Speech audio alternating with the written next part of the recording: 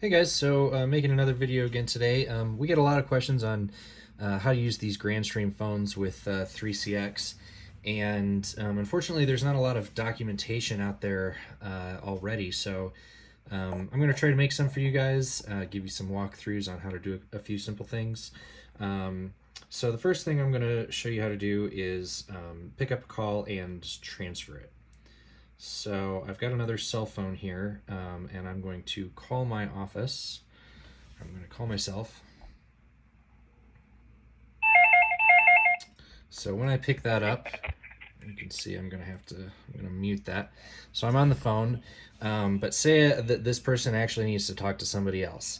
I can either just hit this button here next to Elizabeth's name, which will transfer them to Elizabeth, and you can hear that puts them on hold on the cell phone. And then Elizabeth, are you there? Yes, I am.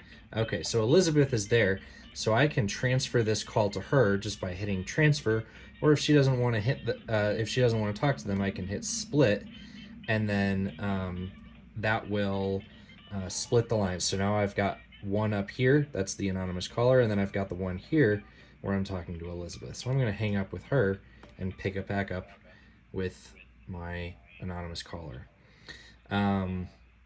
So the other way that you can transfer is you can hit this transfer button, and then you can switch to a blind transfer, and that's going to send them directly to her voicemail box or directly to her.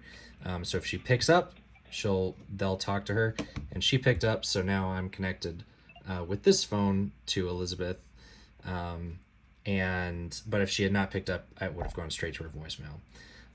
So that's how to transfer.